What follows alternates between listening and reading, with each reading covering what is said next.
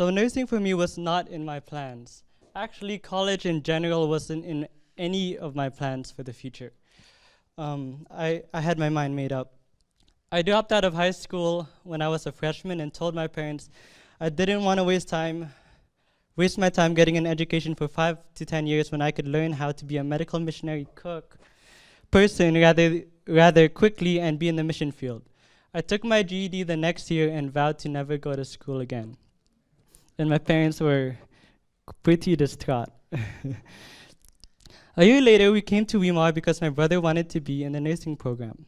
And that's when the subconscious family hypnotizing happened. They took it slow, and I'm not quite sure how they did it, but they did. Because of my stance against education still, I worked in the cafeteria for like 6 months while my brother started pre-nursing. Then, one class in a semester, while still working full-time in the caf. Then the following semester was a full load of 18 credits in pre-nursing. And that was and is kind of the beginning of my nursing journey. Confused how I got into Weimar. Okay, but I have to say I am so glad that my parents changed my mind.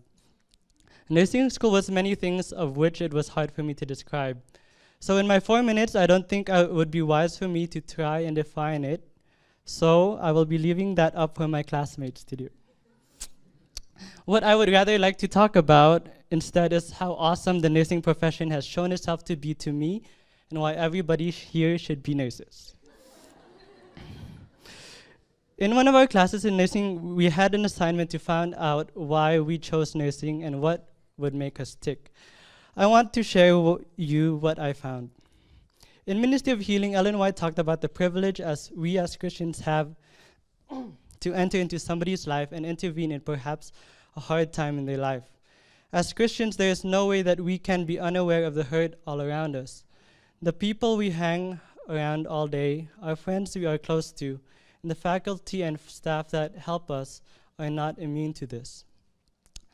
Nursing helps give me the tools to effectively intervene in people's lives on a daily basis. It says, in all our associations, it should be remembered that in the experience of others, there are chapters sealed from mortal sight. On the pages of mercy are sad histories that are sacredly guarded from curious eyes. There stand registered long, hard battles with trying circumstances, perhaps troubles in the home life that day by day weaken courage, confidence, and faith. Those who are fighting the battle of life at great odds may be strengthened and encouraged by little attentions that cost only a loving effort. To such, the strong, helpful grasp of the hand by a friend is worth more than gold or silver. Words of kindness are as welcome as the smiles of angels. And then it goes on, it goes more into nursing and to the medical profession. It says, when pain and sickness are added, the burden is almost insupportable. Careworn and oppressed, they know not where to turn for relief. Sympathize with them in their trials, their heartaches, their disappointments. This will open the way for you to help them. Speak to them of God's promises. Pray with and for them, inspire them with hope.